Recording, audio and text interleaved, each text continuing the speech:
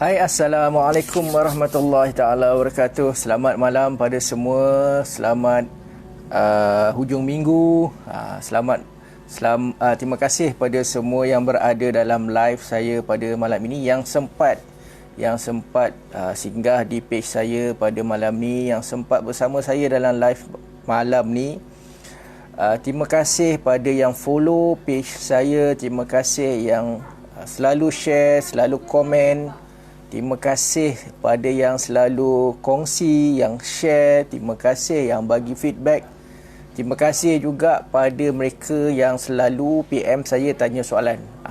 So terima kasih. Sebab apa nak kena terima kasih? Sebab bila ada soalan kat situ, kita dapat bantu tuan-tuan dan puan-puan yang ada isu berkaitan dengan kekeliruan, berkaitan dengan perundangan, berkaitan dengan undang-undang. So tuan-tuan dan puan-puan, pertama sekali, dos yang berada dalam live saya ni, minta tolong komen sama ada tuan-tuan dan puan-puan clear atau tidak, dengar dengan jelas atau tidak suara saya, nampak saya dengan jelas atau tidak. Kalau jelas, minta tolong komen dekat bawah tu jelas dan saya faham, maknanya suara saya dengar lah. Kadang-kadang suara ada gangguan, gambar tak nampak, suara tak dengar.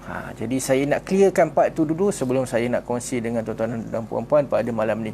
Waalaikumsalam, Maria Safiah, terima kasih kerana berada dalam live saya. Tuan-tuan dan puan-puan, dos yang berada dalam page saya, minta tolong komen. Yang pertama, saya doakan juga tuan-tuan dan puan-puan diberi kesihatan yang baik, kesembuhan, perlindungan dan keselamatan daripada apa lagi, daripada wabak COVID yang semakin naik. Hari ini di Selangor saja makin tinggi. Kita saja dah 5,000 lebih sehari. Dah tak main dah 1,000, dah main 5,000 dah sekarang ni. Risau kita sekarang ni. Alhamdulillah, terima kasih pada yang dah komen, dapat dengar dengan jelas, dapat tengok dengan jelas. Terima kasih. Kita ada Ain Nur Ain, kita ada Sepi Perindu, kita ada Maria Safiah, kita ada Zuraini Ismail, Nur Nabila Jobli, kita ada.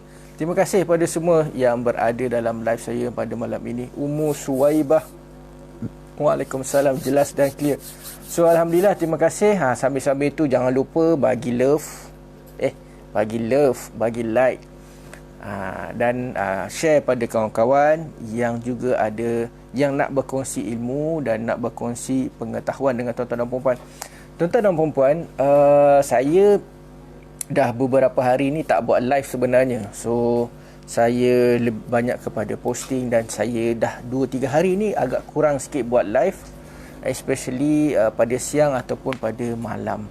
Jadi saya rasa tak sedap pula bila lama-lama tak buat live ni, tak buat sharing ni, rasa tak berapa seronok. Sebab kita ada banyak benda yang nak share dan kita ada banyak audience dan follower yang nak kepada kita punya perkongsian.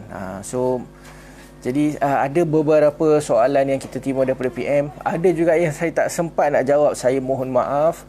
Yang PM tu kadang-kadang saya terpaksa ambil masa untuk menjawab soalan-soalan tuan-tuan dan puan-puan berkaitan isu-isu yang tuan-tuan dan puan-puan kemukakan. Sebab kadang-kadang isu tu agak rumit, saya terpaksa ambil masa untuk memikir sebelum menjawab soalan tuan-tuan dan puan-puan.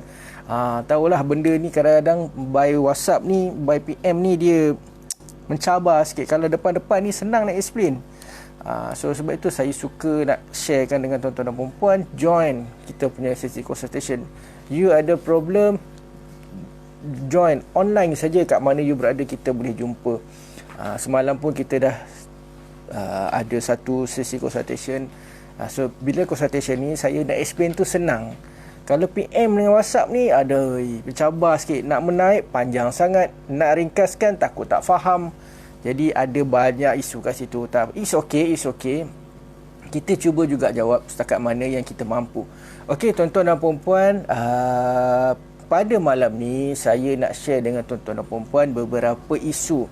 Saya ada dua persoalan hari ini. Kita ada jumpa dua orang dua orang yang PM kita yang cakap isu yang lebih kurang sama yang selalu saya kongsikan dengan tuan-tuan dan puan-puan. Tuan-tuan dan puan-puan tahu kan sekarang ni saya tengah buka satu sesi kelas, di mana kelas online daftar nikah, yang mana saya nak bantu mereka yang ada isu berkaitan dengan pendaftaran nikah, yang terlibat dengan nikah sindiket, yang terlibat dengan nikah sempadan, yang belum ada surat nikah Malaysia, yang masih memegang surat nikah Thailand ke, surat nikah palsu ke. Itu saya nak bantu, nak betulkan balik pernikahan mereka, nak dapatkan balik surat nikah Malaysia. So banyak isu yang timbul. So banyak orang dah tanya, ramai yang daftar sebenarnya. So cuma ada beberapa orang yang kadang-kadang hari ni kita jumpa dua orang. So saya nak share dua orang ni, mereka yang bertanya ni, dua orang ni masalah dia sama. So penyelesaian dia juga sama sebenarnya.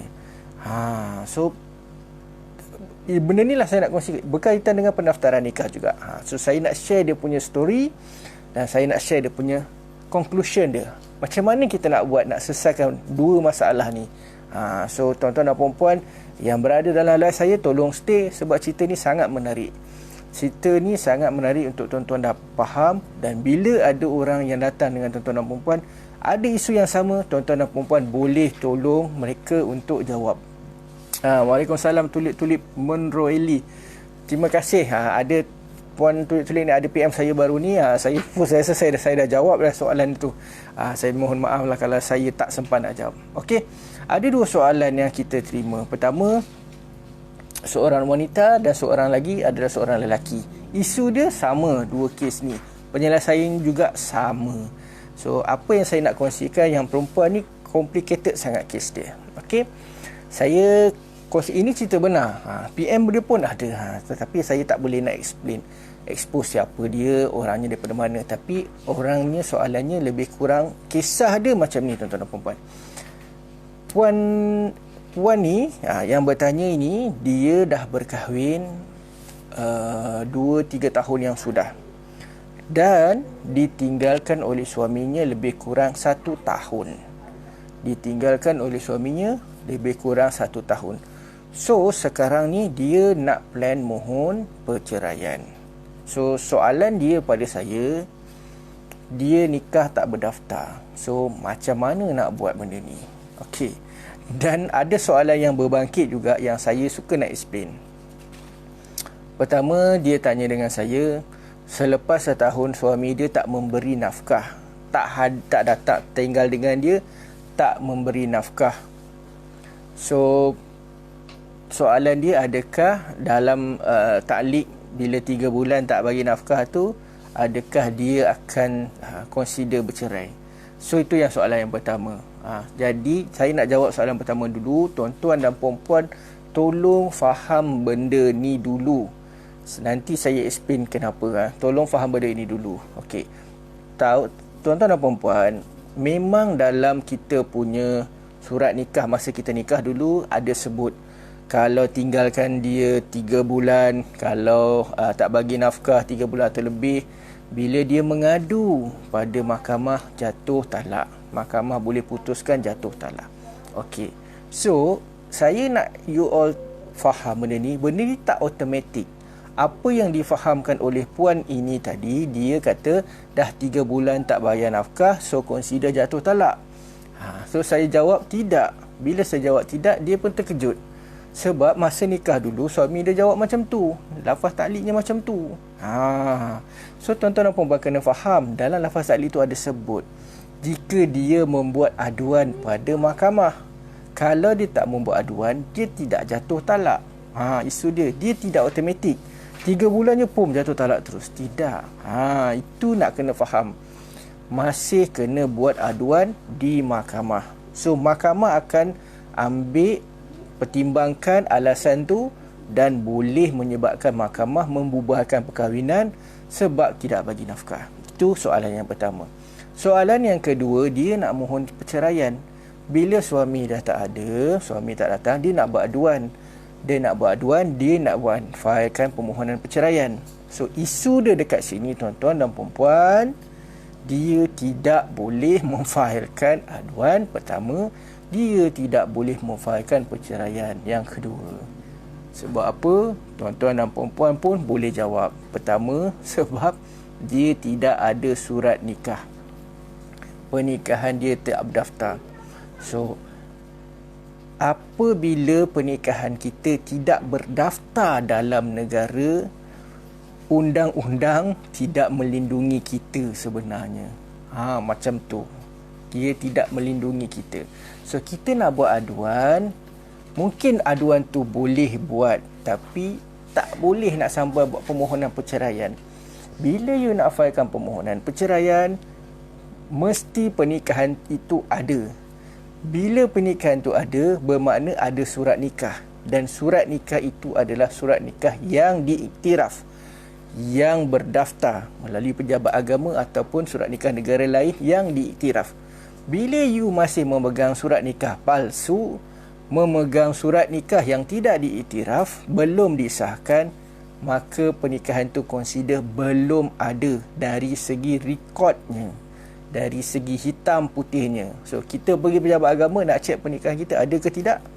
So, dia boleh cek. Kalau kita melalui pejabat agama, dia boleh cek, okey, kawan ni sekian, nikah tarikh sekian. So, bila pernikahan tu ada rekod, so bermakna status kita clear. Kita dah tahu, okey, kita memang dah berkahwin sebab rekod kita tak ada. Rekod kita ada. Tapi, bila kita tak berdaftar, kita tidak ada rekod, status kita tak clear. So, kita nak buat aduan tak boleh. Kita nak filekan permohonan perceraian tak boleh. Sebab nak bercerai mesti ada pernikahan. So, kalau tak ada pernikahan, tak boleh nak filekan perceraian. So, tidakkah tuan-tuan dan puan-puan bayangkan, so macam mana jadinya bila pernikahan ini tak berdaftar. Itulah yang jadi kepada puan ini. Kes dia sekarang tengah stuck. Dia nak buat aduan tak boleh, dia nak consider diri dia dah bercerai tak boleh, dia nak filekan permohonan perceraian tak boleh. So, apa yang saya advise dekat dia, puan mulakan dengan pendaftaran nikah dulu. Pendaftaran nikah dulu. Dah settlekan pernikahan, daftar nikah ini dulu, insya-Allah semua masalah lain boleh selesai. Macam yang tajuk yang kita dah sebut pada malam ni. So, timbul pula soalan yang kedua, dan kedua ke yang ketiga, saya pun tak kira dah ni. Yang dia tanya dengan saya, kalau suami dia dah lafaz cerai di luar mahkamah, macam mana? Adakah benda tu jatuh talak? So, saya kata dengan dia, saya jawab, dan mungkin benda tu boleh jatuh talak dan mungkin tidak, bergantung kepada siasatan. Kita nak tahu masa dia lafaz dia dipaksa atau tidak, lafaznya soreh atau tidak, niatnya macam mana, dia dalam keadaan waras atau tidak. So, semua benda ni perlu dibuat melalui proses pengesahan lafaz cerai. Dan malangnya, kalau nak filekan permohonan lafaz cerai, kita masih perlu kepada surat nikah. So, point dia dekat sini tuan-tuan dan puan-puan, kalau you tak ada surat nikah, semua benda ni akan stuck. Kita tak clear dengan status kita, dah bercerai ke belum, tadi lafaz dah ada. Kita tak kata bercerai pun tidak, nak kata nikah pun tidak, surat nikah tak ada, surat nikah tak diiktiraf. So, kita ke tepi pun tak clear, ke kanan pun tak clear, ke kiri tak clear, semua tak clear. So, sebab itu saya buat apa yang saya buat sekarang. Saya nak share dengan tuan-tuan dan puan-puan macam mana nak betulkan balik semua benda ni. Hanya dengan kita membuat pendaftaran nikah. Betulkan. Jangan terus pegang surat nikah negara lain, Thailand, jangan. Dan isu lebih berat lagi yang ditimbulkan oleh puan ni tadi, suami dia dah bawa lari surat nikah. So saya tak tahu dia ada simpanan ke tidak. So, saya, kalau pernikahan tu berlaku di Thailand ke di pejabat agama, kita mungkin boleh usahakan untuk dapatkan surat nikah tu. Tapi kalau nikah tu nikah sindiket, surat nikah pun palsu, dan mungkin tak ada salinan benda tu. So, benda tu menjadi satu benda yang sangat-sangat berat dan sangat-sangat serius. Dan please tuan-tuan dan puan-puan yang ada saudara mara yang kenal sesiapa yang ada isu macam ni, tolong nasihatkan dia cepat-cepat daftar nikah tu. Atau you ada kawan-kawan yang baru balik daripada Thailand, ataupun tak kisahlah, kita bukan nak isukan kenapa dia kahwin lari apa semua, bukan kita nak isu itu. Kita tak nak bincangkan lah benda-benda macam tu. Kadang-kadang orang ada pendirian dia sendiri kenapa dia kahwin kat sana. The thing is, kita nak betulkan balik. Selepas dia dah balik tu, kita nak betulkan semua balik supaya benda tu tak jadi berat. Itu kesan dia. Kalau suami puan ni menghilangkan diri, macam nak teruskan proses pendaftaran. Pendaftaran masih boleh dibuat, Puan Farah Ahmad, masih boleh dibuat walaupun kita pergi bersorangan. Kita ada beberapa kes yang kita buat, bila suami tak datang, kita akan teruskan juga. Dengan syarat ada semua fakta, ada fakta yang boleh kita kemukakan, ada dokumen yang kita boleh kemukakan, dan lagi best ada saksi yang boleh bantu. Itu pun boleh pergi dah. Okey, itu yang pertama. Perempuan dapat yang cerita dia tu, dapat nampak tak kesulitan yang dia hadapi. Saya simpati juga dengan dia ni. Dia puan ni dah banyak kali dah PM saya. So saya dah cuba bantu, tapi dia tak start buat lagi. Mungkin along the way nanti dia mungkin buat. So saya harap, saya doakan, dia juga follower kita dalam page. So saya doakan urusan dia dipermudahkan. So the thing is, kena buat daftaran tu. Waalaikumsalam Puan Aziza Abu Naim. Okey, saya nak share the second case. Second case ni pun lebih kurang macam tadi, tapi complicated dia lain sikit. Dia ada sisi lain. Dia ada sisi lain yang complicated, yang tuan-tuan dan puan-puan kena dengar benda ni. Kena dengar cerita ni. Ini petang tadi punya cerita ni, masih fresh, panas-panas lagi. Saya nak kongsikan benda ni supaya tuan-tuan dan puan-puan nampak jelas apa yang kena buat dan apa yang kena elakkan. Okey. Satu lelaki ni, encik puan pula dah. Tuan lah, kira macam brother ni lah, abang ni. Dia WhatsApp saya, dia tanya dengan saya. Okey, pertamanya dia tanya, dia pernah nikah di daerah di Perak. So ada beberapa daerah di Perak dulu memang akan ada terkenal dengan nikah sindiket. Memang ada. Dulu saya pernah buat beberapa kes yang melibatkan daerah tersebut di Perak. So dia dah nikah di sana tahun 1994. Sudah mungkin dalam 20 tahun. 2004, 20 tahun, 26 tahun, 27 tahun macam itulah. Waalaikumsalam Fiza Zam. So bayangkan, katakan let's say lah, kata dah 25 tahun lah, senang kira lah, 25 tahun. So sekarang ni hujung tahun ini anak dia nak nikah, anak dia yang perempuan nak nikah. So masa pendaftaran nak buat nikah, mereka pejabat agama minta surat nikah ibu dan ayah. Sebab apa minta surat nikah ibu dan ayah? Sebab bila anak perempuan, dia kena walikan. So bapa dia akan jadi wali. So macam mana nak pastikan bapa dia boleh jadi wali?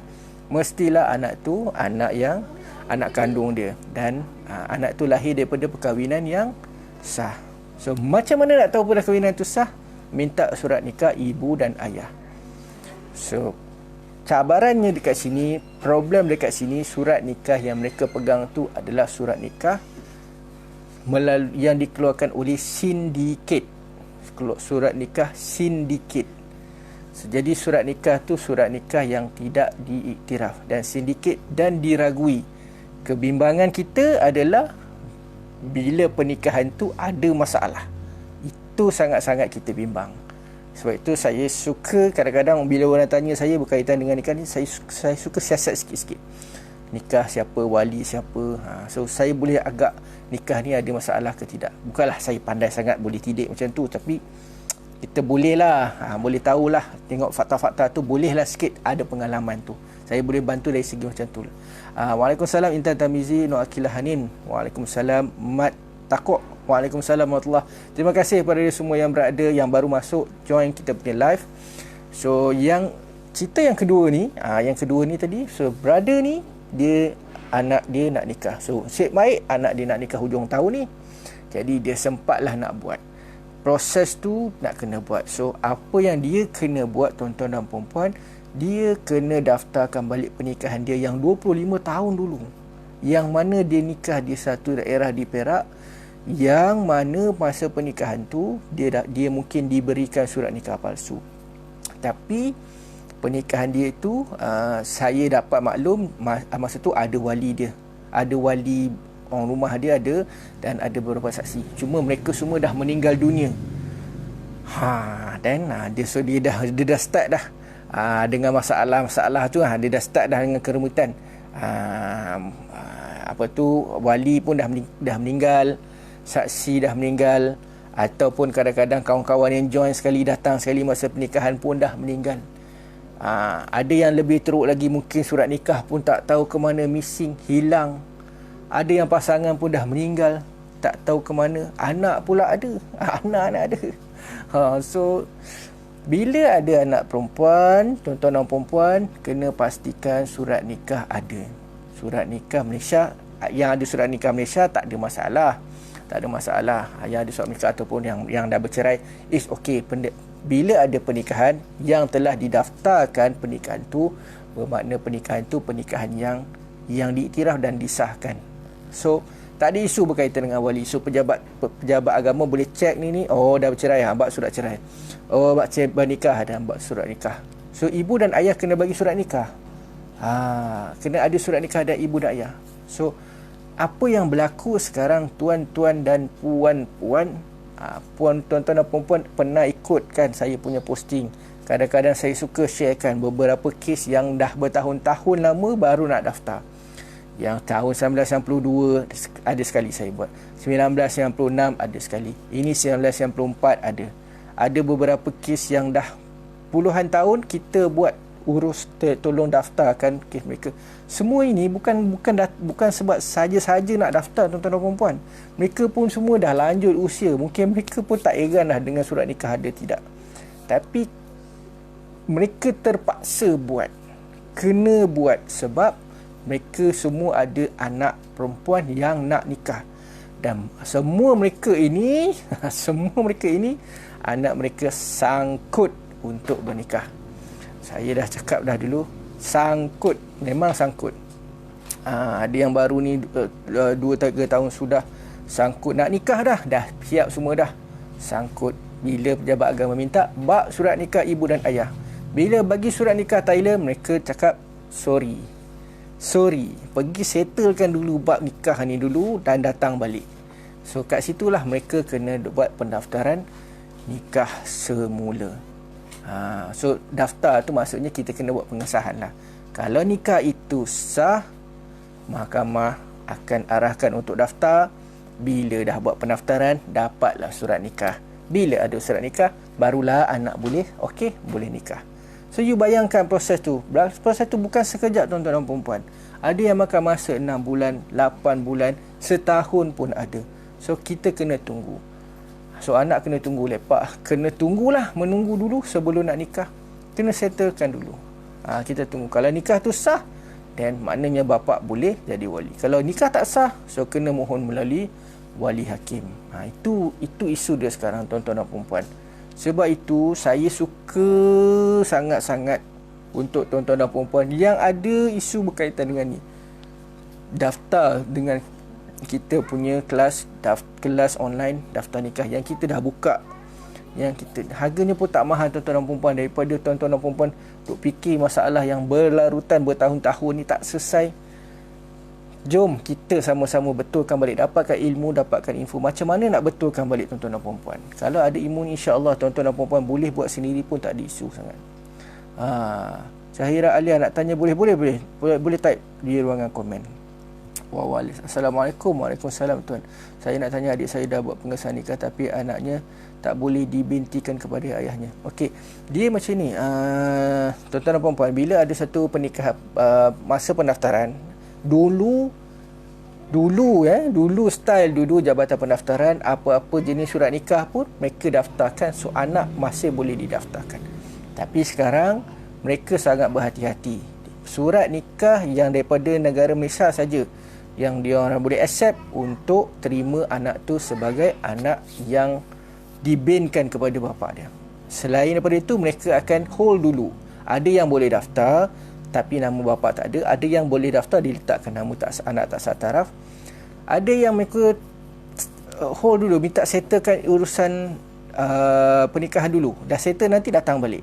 So apa yang kita boleh buat adalah, lepas kita dapatkan perintah daripada mahkamah yang katakan pernikahan tu sah dan boleh didaftarkan, bila dia dapat surat nikah yang Malaysia punya, tender balik atau kemukakan balik kepada Jabatan Pendaftaran dan mereka akan betulkan balik. Tu macam yang ni bin ataupun binti kan, dia akan betulkan balik. So kena maklumkan mereka, okey ini okey, so dia akan betulkan balik. Kebiasaannya begitu. Kadang-kadang mereka juga cek dari segi, kadang-kadang mereka juga cek dari segi tempoh lahirnya anak tu. Kadang-kadang jelah kita tak nak cakap lah isu ni, tapi kadang-kadang ada mereka yang terlanjur, ada juga yang kahwin, so anak tu lahir kurang daripada tempoh yang ditetapkan, yang mana yang menjadi keraguan. Jadi dekat situ kadang-kadang mereka minta kita settlekan dengan mahkamah dulu. Tengok kat situ anak tu lahir hasil daripada pernikahan ini atau tidak. So sebab itu mereka sangat berhati-hati sekarang ni. Jabatan Pendaftaran sangat berhati-hati. Sebab itu kita dengar banyak kes orang tak boleh nak daftar anak dia. Itu antara salah satu faktor sebab dia, bila surat nikah you bukan surat nikah Malaysia dan diragui. Itu dia cerita dia. Waalaikumsalam Syahriah Alia. Kalau saya minta cerai atas alasan saya minta bagi nafkah, tapi suami tak nak saya dan datang ke mahkamah, boleh ke saya minta cerai taklik? Boleh, tak ada masalah. Tengoklah alasan nafkah tu, dia mesti 3 bulan ke atas, melihat kepada surat nikah, belakang surat nikah. Tak nak sign, tak nak datang ni tak ada isu sangat. Dia tak menyebabkan kes tu bertangguh, tak. Dia yang bertangguh ni, yang tertangguh ni kalau kes permohonan perceraian biasa, yang kita perlukan kehadiran dia untuk dia lafaz. Selain daripada itu adalah dengan kuasa mahkamah untuk membubarkan. Kadang-kadang dia tak datang langsung pun, kes tu tetap boleh jalan. Jun Rina, kalau surat pengesahan nikah ibu bapa je boleh tak, sebab nak buat sijil nikah makan masa. Surat pengesahan nikah, kalau pengesahan nikah maksudnya ada perintah daripada mahkamah, boleh. Boleh, biasanya boleh.